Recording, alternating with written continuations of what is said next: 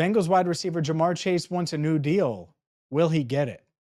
Hi again, everyone, and welcome into Cincinnati Bengals Talk. I'm James Rapien of BengalsTalk.com. Hit that subscribe button, ring the bell. Today's video brought to you by our friends at BetUS. Right now, you can get a 125% sign-up bonus on your first 3 deposits up to $2,000 with BetUS. The entire link is in the description. Let's get into this Jamar Chase situation because it's really interesting, I guess, could be a word. Intriguing. There's a lot of people wondering where Jamar was because he missed practice on Tuesday. And let's start there. The Bengals get together for training camp on July 24th. Jamar reports on time. Jamar doesn't participate in practice. Jamar is clearly holding in. Jamar is clearly not going to participate in practice until a deal is done. But he was at practice.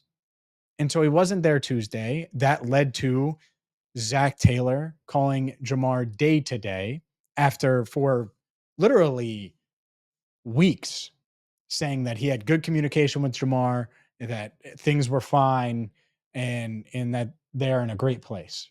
And then he called him day to day. And it just felt like the tone was a little bit different. And I put the Zach Taylor clip. It's literally a 5-second clip. I put it in our previous video from our practice takeaways. So feel free to check that out from Tuesday's practice takeaways.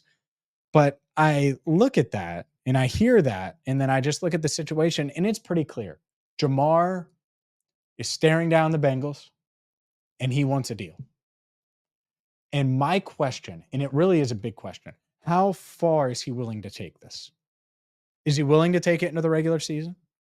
Because if so, he has some leverage. He does. Right now, if you're just missing practice, you don't have a lot of leverage, and there are some examples of this. Like Trey Hendrickson, when he had his I'll retire, he tried to get some leverage there for like 24 hours. It obviously didn't work because he was never going to retire. It was a weird thing. Or T. Higgins with his trade request, didn't have leverage, was never getting traded. Or Jesse Bates in his frustration. And he missed part of camp, and then he came in and played. But this is a little different because Jamar has 2 years left. This is a little different because it's Jamar Chase. It isn't T. Higgins. It isn't Jesse Bates. And he is on another level than those guys. When you think about the Bengals, you think Joe and Jamar in that order. Well, Joe got paid. He got his contract. But the contract did take until the Thursday before the start of the regular season to get done. He didn't officially sign it until the Saturday before, or the Saturday they did fly up to Cleveland for the week 1 game where they got crushed last year on that Sunday. That's when Joe signed it. That's when pen hit paper. The day before. So there's time here. There's 25 days between now and opening day. But, and I don't know about you, but I thought that the Joe stuff was a distraction last year. I did. I thought that it was a distraction going into that final week. And then it's literally week 1 and they're practicing and preparing for the Browns. And then, a deal gets done. As good as Joe Burrow is, that impacts you. That impacts everyone in the building. And Jamar is similar, where right now I don't think it matters. But at some point, if something doesn't get done, it's going to become a distraction. And it really matters in the question that no one really knows outside of Jamar and his agent, maybe some people in his camp. How far is he willing to take it? Is he willing to miss regular season games? If so, then he can, again, exert a little bit of leverage. At the same time, the Bengals, they may look at it and say, this is simple as Justin Jefferson waited until after year 4 and he signed the biggest contract in NFL history for a wide receiver. Why can't you? And I thought that might be Jamar's mindset, and it wasn't, or it isn't.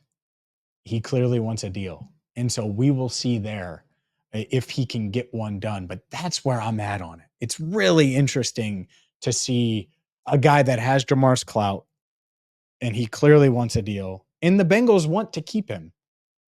But there's clearly urgency on Jamar Chase's side to get something done. Will it get done? I want to get into what the holdup might be. And guaranteed money is a part of it. That's not the only part. We will do that coming up next. Today's video is brought to you by BetUS. Football season is almost here, which is why you have to get to BetUS today. They have the fastest payouts in the industry. And right now, they are offering a 125% bonus up to $2,000 on not one, not two, but your first 3 deposits. They have a fast and easy deposit and withdrawal process. And right now, well, they're offering you some awesome, awesome odds on T. Higgins. T. Higgins has had the best training camp of his career. He has been balling out. 875 and a half receiving yards. Hammer the over there. 5.5 touchdowns. I would hammer the over as well. This is one of those betting lines that you can take advantage of right now, Bengals fans, with BetUS. All you have to do is click the link in the description to get 125% of that first deposit, that second deposit, and that third deposit. It's a sign-up bonus of 125% on your first 3 deposits up to $2,000 with BetUS. The other holdup outside of guaranteed money, and I can discuss guaranteed money in just a second, but the other holdup could be pretty simple. Ja'Marr Chase might only want to sign a 3-year extension. A 3-year extension would keep him under contract for the next 5 years.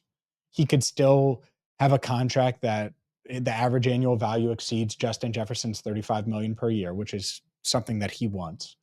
And he could still get roughly 65% of that contract in total guarantees, or in fully guaranteed money. And then the total guarantees could be higher from that. And long story short, he could match that Justin Jefferson deal with just a 3-year extension. Even if it isn't dollar for dollar what it would be, it would still make him the highest paid receiver in the league annually. And is he willing to take a 4th year? Because if I'm the Bengals, I would really push for a 4th year. And I'd be pretty dug in on that.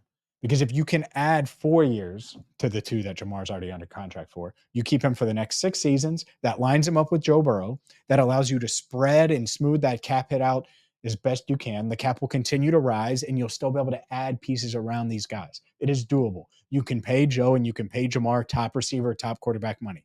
No doubt in my mind. But having that extra year to smooth it out, it would be huge. Like when Joe agreed to a 5-year extension for quarterbacks, that is a team-friendly thing. He didn't have to do that. He could have done 4. Heck, he could have done 3, but he could have done 4. There have been quarterbacks that have done 4, and that makes it harder on the team. And so Joe Burrow, highest paid quarterback in the NFL, yeah, also team-friendly deal.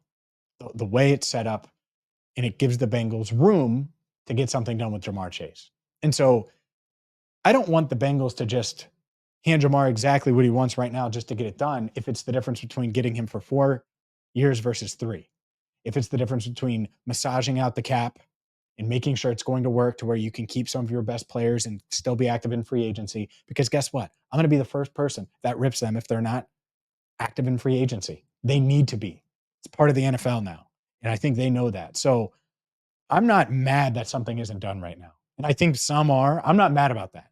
Like the just pay him crowd, well, it's not that simple.